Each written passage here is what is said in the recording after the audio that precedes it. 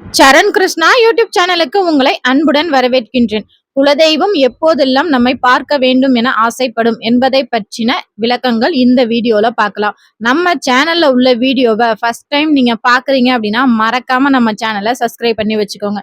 நம்ம சேனல்ல தொடர்ந்து குலதெய்வ பதிவுகள், ஆன்மீக தகவல்கள் வந்து கொண்டே இருக்கும். வாங்க வீடியோக்குள்ள போகலாம். என்னங்க சொல்றீங்க? ஒரு தெய்வம் நம்மள பார்க்கணும்னு ஆசைப்படுமா அப்படின்னு கேட்டீங்கன்னா, கட்டாயம். மற்ற தெய்வங்களை விட உங்கள் குலதெய்வம் உங்களை பார்க்க வேண்டும் என ஆசைப்படும். உங்களோட தாய் தெய்வம் தான் குலதெய்வம். அப்படி இருக்கும்போது அந்த தெய்வத்திற்கு நம்ம குறிப்பிட்ட காலத்திற்கொருக்க நம்ம போய் பார்க்கணும். அப்படி பார்த்து அந்த தெய்வத்திற்கு தேவையானவற்றை செய்யும்போது நம்மளோட குலம் சிறப்பாக இருக்க அந்த தெய்வம் அருள் புரியும்.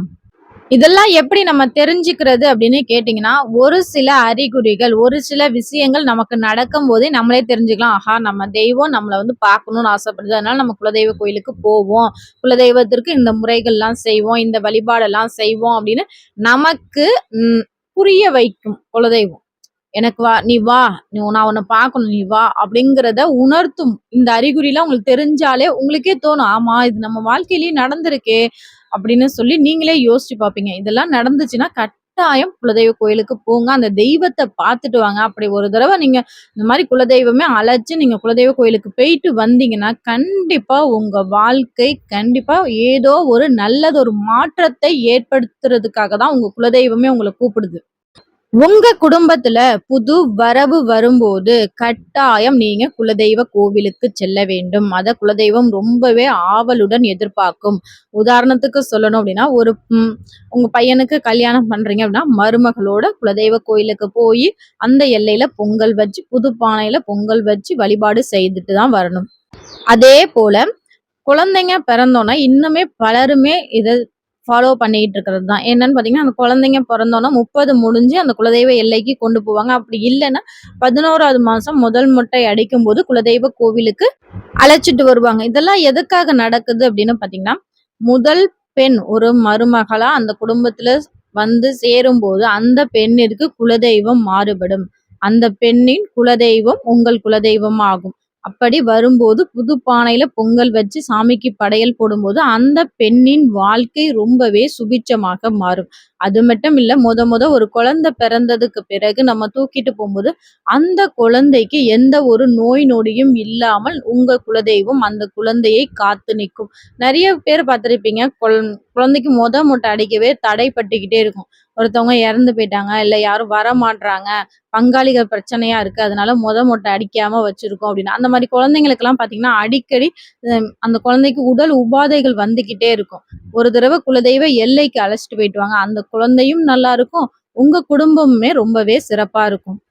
அதே போல உங்க கனவுல ஒரு ஆண் தெய்வமோ, இல்ல பெண் தெய்வம் உங்களுக்கு எந்த தெய்வம் உங்க குலதெய்வமோ, அந்த தெய்வங்களின் உருவத்துல ஒரு மனித ரூபத்துல யாராவது வந்து உங்கள எழுப்பிட்டு, "வாங்க, எங்க வீட்டுக்கு வாங்க" அப்படிலாம் கூப்பிடுற மாரி இருப்பது, அடிக்கடி உங்க குலதெய்வத்தின் ஞாபகங்கள் வந்துகிட்டே இருக்கிறது, உங்க குலதெய்வத்தின் படத்தை இல்ல எங்கேயாவது போறப்ப உங்க குலதெய்வத்தின் பெயரை அடிக்கடி நீங்க பார்க்குறீங்க அப்படின்னா, ஒரு பெரியவங்களே யாராவது வந்து எதிர்ச்சியா சொல்லுவாங்க. "என்னப்பா வீட்ல எல்லாம் ஏதாவது தடப்பட்டுக்கிட்டே இருக்கா? ஃபர்ஸ்ட்டு வாங்க குலதெய்வ கோயிலுக்கு போயிட்டு வாயேன்" அப்படின்னு சொல்லுவாங்க. அது ஏன்னா, உங்க குலதெய்வம் உங்கள பார்க்கணும்னு ஆசைப்படுது. அந்த எல்லையில போய் நம்ம மிதிக்கணும்.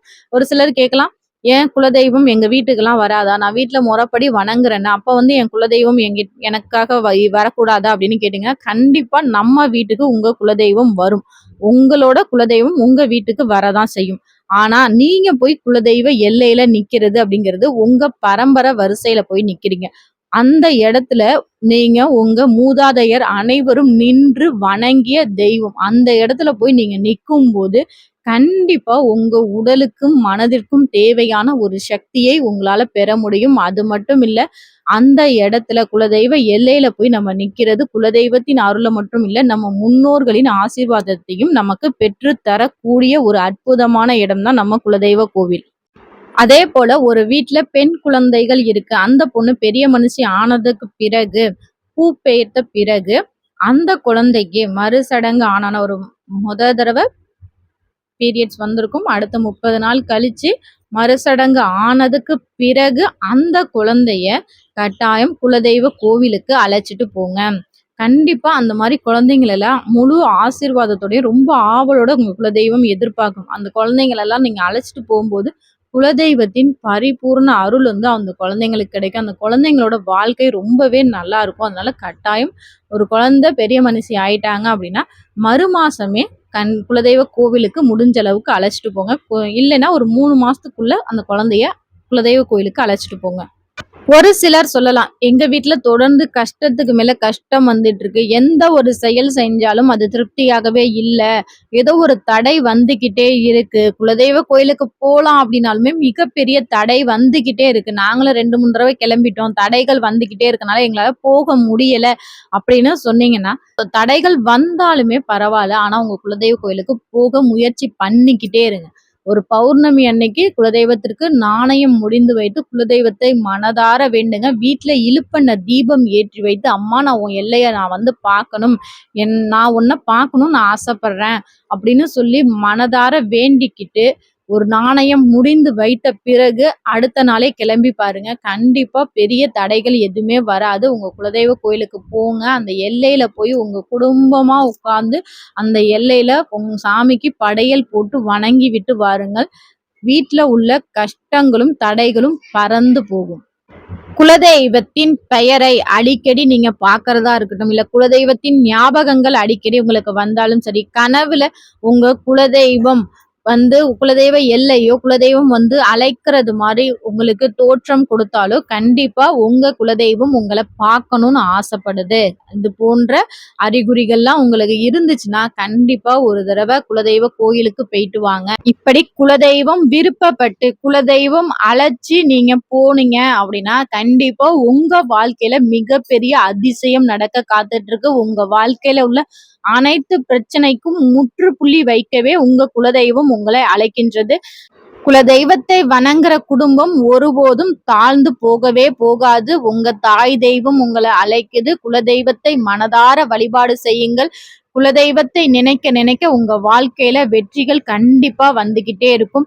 கண்டிப்பா இந்த வீடியோ உங்களுக்கு பயனுள்ளதாக இருக்கும் என்ற நம்பிக்கையில் மற்றொரு வீடியோவில் சந்திக்கிறேன். இந்த வீடியோ பற்றின உங்களது கருத்துக்களை மறக்காம எங்களோட கமெண்ட் செக்ஷன்ல ஷேர் பண்ணிக்கோங்க. நன்றி, வணக்கம்.